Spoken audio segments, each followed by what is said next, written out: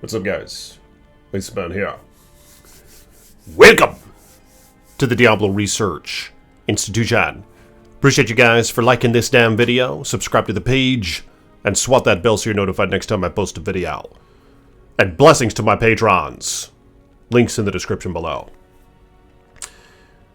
So my top 10 favorite items for Diablo 2 Resurrected. Now, this is not in any particular order, okay? And some of these items, I think, you're going to talk shit about, for one, and you're not going to agree with. But these are my favorite, right? And a lot of them are ideal. A lot of them are quite ideal, kind of endgame, this and that. But just throughout my years of playing Diablo 2, just the ones that brought me the most pleasure, all right? I was just playing the game, and I was like, I found it. I was like, this is it. This is the experience I have become of a godly state. Have you guys been there before, playing Diablo 2 throughout your time? Let me know in the comments below. And what items made you feel that way?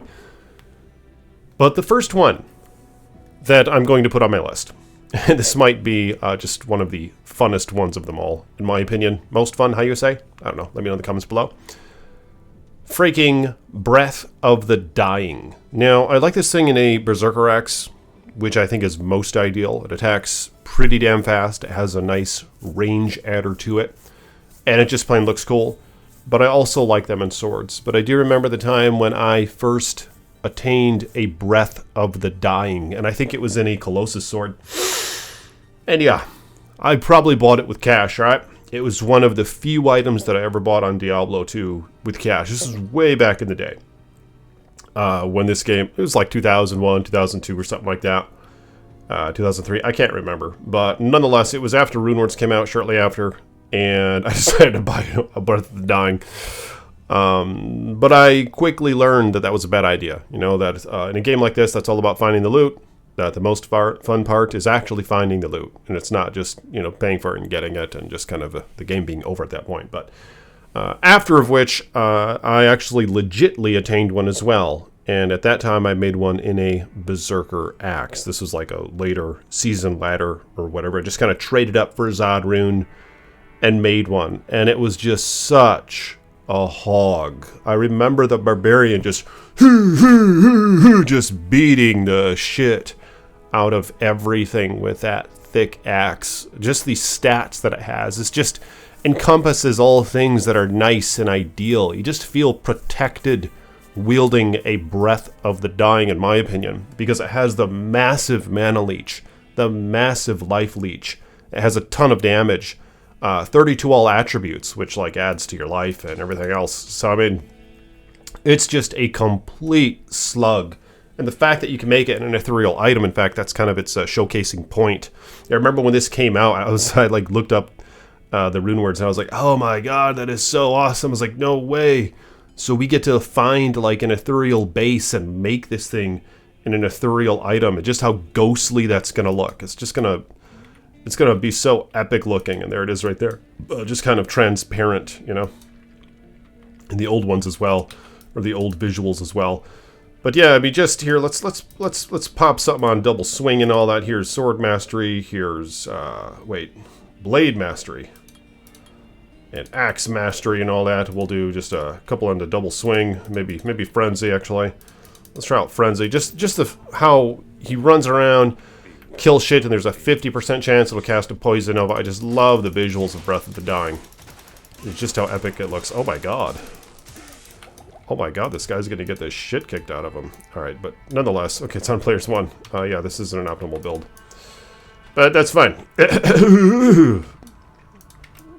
let's see if we can go. There one goes, the Poison Nova. But it's on poison immune enemies.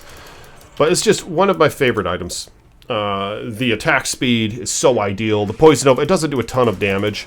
But the fact that it has just that sort of firework appeal to it, just like an awesome aesthetic, if you will, just an awesome graphic, just how you can be seen in a game around other players that they might envy you. They'll see a freaking Poison Nova surrounding your character. In the early days, it was like, whoa, what the hell? It's a barbarian and he's casting Poison Nova. It's just so cool. But Breath of the Dying is on the list. Now, I'm not going to take forever on these other items, but let's talk about another one. Griffin's Eye. Goes without saying, a GG item. I found maybe one, maybe two of these, and one of them was ethereal. I was so pissed I found an ethereal Griffin's Eye. That was probably in Project Diablo 2, the mod. Or it was in Path of Diablo, I can't recall, but I considered it legit, you know? Yeah, it might have been player's 8 drops, but I thought it was legit. I found it in the pit level 2, and I was so pleased with it. And I like this item because one of my favorite characters in Diablo 2 is the Javazan. Just with Lightning Fury, you feel like freaking Thor running around, just your lightning bolts just emitting all over the place. I just loved it. I remember back in the day when I was like in the Den of Evil or whatever, or in the Cow level, just throwing one javelin and just like with 100% pierce on your character, right? With the razor tail and this and that and the third. And all of a sudden it just split into so many particles and just filled the screen with lightning bolts. Just everything would just die around you. I just loved it. Just like one click, just obliterating shit. And what was just so cool about Griffins is it gave you Lightning Pierce, and it still does, of course, to this day. Because the Lightning Pierce was so relevant, especially back then. And even after Conviction breaks in immunity, it's only 90. They still have a 95 resistance to that element. So you have to pierce it even more with other things. Like, for example, Pierce on Gear, Facets, or Griffin's Eye, and all that crap. So that's where Griffin's really comes into play, where it really shines. And all the non-light immune monsters as well. Because, of course, they have a high resistance in hell to lightning. So when you pierce the shit out of their resists, you're just going to kill them really, really fast. And this thing even adds lightning skill damage. So just a GG item. Wonderwell skills, faster cast rate, which was great. Because at one point I actually did finally attain a Javazan that had Enigma. It had Griffin's Eye. It had Infinity on the Mercenary. And with all those things added up, you know, with the Enigma teleport, because the Amazon has a horrible teleport cast rate, it helped a little bit, you know, having it on the helm. But yeah, Griffin's Eye is another one, I would say. I just got a regular Shako here. I thought that was a Harlequin Crest. But you know what? Everybody knows what Shako is. I really didn't want to add it to the list, but I just had to be honest with myself that I love finding the Shako. You know, I found one, the last ladder that I played just a couple ladders ago. It was early with my druid. I think I was making like a summon druid, something weird. And a freaking Shako dropped from Eldritch in Hell. I was like level 70 or something. I was just so pleased to find that Harlequin Crest. But yeah, it's just a plain Shako, so forget about it. We don't got to talk about that because everybody knows Shako. Here's one that a lot of people wouldn't add on the list, all right? But I like it for reasons. Silkweave Boots, that's right. You could talk shit about Silkweaves if you want, but these are the boots that I really like. And they're very cheap. You can find, people often just give them to you for a co-rune or something because they just don't care about it. They don't see their potential, you know, it's kind of how I view it. I like Silkweaves because, again, I like the Javazan character. And with the Javazan, you just throw one javelin when you get your Pierce up and your Lightning Fury high, and you can, like, obliterate the screen with it. The problem is they tend to have mana issues, and so do, like, sorceresses and all that. Of course, you could escape that a bit with Insight.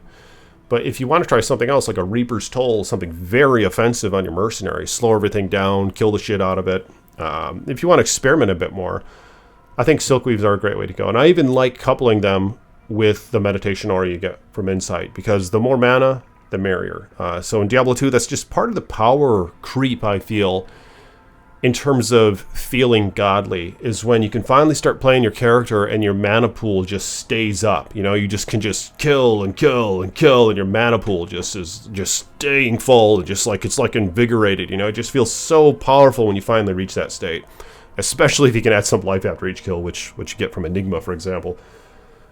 But yeah, the mana after each kill on Silkweaves is so nice. Now, the rings in standard Diablo 2, Lord of Destruction, Resurrected, or whatever, you can only get 1 mana per kill per ring. So you're kind of limited on the items you can get. You can craft some gloves that can get up to 3 mana per kill, which are great. You get 20 IS, 3 mana per kill, something like that. But the Silkweaves just offer a lot of mana per kill, so it's a good way to get it all done right there. They also have 30 faster run walks, so max mana. But I just love me some Silkweaves. All right, let's talk about something a little interesting now. It's not great, it's not godly, but it is rare as a freaking toad, and it's a collector's item. It is Tyrael's Might. Just one of my favorite items because it's pretty practical. I've never found one before. That's part of the allure, I think, of Diablo 2, is just how there are so many items in this game that you just might never find, you know, like, and it just keeps the chase going, I feel. Tyrael's Might is one of them. Now, in my opinion, it should be better. You know, they should add like a Might aura to this thing, a Fanaticism aura for that matter. They should add 2-to-all skills, just something where it can compete. You know, it's got to be able to compete with the Runewords. But yeah, unfortunately, it's not really the case. But it's a Sacred Armor, super, super rare. I love the look on it, on all characters. I just think it's a cool item how it has no strength requirement. Requirement's minus 100%. All you have to do is be level 84 to pop this thing on. Doesn't matter your strength or anything else. Gives you run, walk, damage to demons, slain monsters, rest in peace, which I guess in some cases can be annoying when you look for corpses, like with the Corpse Explosion, Necromancer, or whatever. 30 to strength, all res plus 30, cannot be frozen, so you can kind of get away from using a Ravenfrost with this thing. But yeah, I like Tyrael's Might. It's one of my favorite items, I guess, if I had to choose. Just in that, it's I love the aesthetic. It's a lot of practical stats on it, and I'd love to one day, you know, just have a character that uses it. You could pop something in there, you know, you can put like a facet in there, so you might be able to argue, well, maybe I could get, you know, it could have some redeeming quality with like a Javazon or something, just put a lightning facet in there, but anyway, whatever, Tyrael's Might, cool item. Alright, now, one of the most obvious, perhaps, Enigma.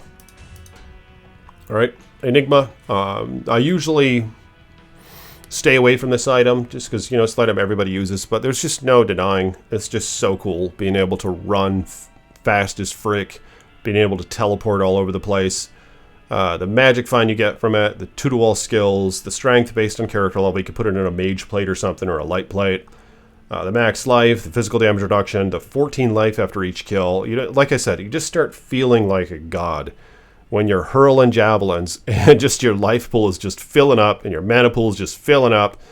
Like Enigma will help with that, you know, because it's hard to leech with javelins, for example. And you can't leech with like a sorceress either, you know, like life leech or any of that. So the mana per kill and the life after each kill counts with a sorceress. You could zap around, even though a sorceress generally wouldn't wear an Enigma, but there are a lot of cases where they actually do, because they just like the magic find that's on it.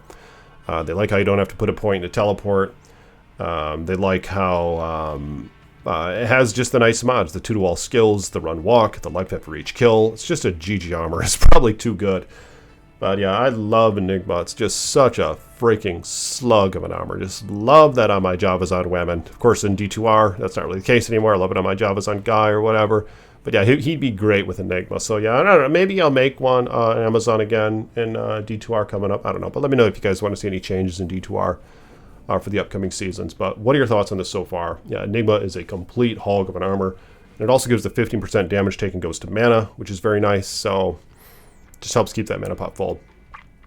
All right, only a couple more items here. I almost didn't want to say it, but yeah, these last two, you guys are going to make fun of Little Ice Toad for picking these for the video because they're just so like mainstream or whatever, but that's fine. I mean, so is Enigma, right? So it's pretty much, not the other ones. I don't know. Breath of the Dying, Death is kind of unique. Silkweaves, who the hell would put that on this list? But yeah, I would say Infinity. It's just so game changing. You know, again, playing the Javazon, I remember attaining an Infinity. I could finally run the Chaos Sanctuary without much hassle at all. You know, you could just break all the light immunes. You just felt so powerful when you finally are able to put this item on your mercenary and just see that little green aura around his footies. Just how GG that is. Oh shit, I can't put it on. I wanted to put it on just to showcase the aura. But yeah, I mean, the Conviction aura, you know, obviously that's why we want Infinity. It's the Conviction aura. It's not going to break all immunes, far from it, in fact. And now, of course, in D2R, we have the charms, what they call the Sunder Charms. But yeah, even still, Infinity is a godly item. And if you were to wield it in your hands as a sorceress, for example, you can be just crazy with your Nova, because the negative 55% enemy lightning res, which only applies to those who are wielding the weapon. But yeah, the Conviction aura, it was just game changing. You know how you could finally run areas with lightning immunes, especially if you were to couple it with a Griffin's Eye. You could just destroy shit. Or if you weren't that rich, maybe you had Thunderstrokes or whatever, put on Thunderstrokes, you could just destroy shit. Yeah, so I love me an Infinity. And I remember I did legitly bust my ass one time to build one of these, and I actually made it in a great poleaxe, an ethereal one, because I just thought they looked cool. I know it's not ideal, it's not the worst, but it's not the best either. The best is probably a thresher or a giant thresher in terms of its increased attack speed breakpoints. But I made it in a great poleaxe because I thought they looked cool. I always like to look at the halberd. Way back when Diablo first began, I remember the halberd was like the end game freaking polearm before like Nightmare exceptional items were released. So I just like the halberd. But yeah, Infinity. What are your thoughts on that? And then the last on the list, I believe, is the Phoenix Monarch. Again, it's just a big stepping stone to feel godly as a freaking toad, if you will. Just having that redemption aura around your footies. Just how godly you feel with that thing. Just sucking up the souls all over the place. Let's see him suck. Oh, he's not going to suck the souls. Does he not suck them if he doesn't need them? I didn't really realize that. Okay, it sucked those ones. Yeah, he'll suck the souls. There you go. He sucks the souls. Oh, I have Tyrael's Might. I have Tyrael's Might and this. That's why you're not supposed to. Because they both are trying to suck. I don't know which one goes first, but yeah, Phoenix. Just the qualities about Phoenix, the redemption aura, the enhanced damage, the maximum resists on it. But yeah, obviously, people mostly use it for the redemption aura. But there, like if you're a Javazon, for example, however, the enhanced damage does apply to your single javelin when you're throwing it. So, I mean, just all the merrier, you know, and it's going to help with the leech a little bit if you can enhance that physical damage, which does benefit then from the enhanced damage. The 100 to life, the negative 28 to fire res. So this is a great item to wear on like a fire druid, for example. I remember just seeing one flying around with like Armageddon just surrounding him, just shooting volcanoes and molten boulders all over the frickin' place. And just the constantly redeeming souls, sucking his life up, sucking his energy up. It was just like a massacre machine. It was just so GG. But yeah, Phoenix is a freaking hog. So it's one of my top 10 favorite items in Diablo 2 Resurrected. But let me know in the comments, what are your top 10 favorite items in Diablo 2 Resurrected? Comment below your thoughts on these matters. Like this video if you will. Check out my Diablo 4 channel if you haven't yet. It's called Iceman Diablo 4. Linked in the description of this video. And I'll see you guys in the next one. Peace be with you.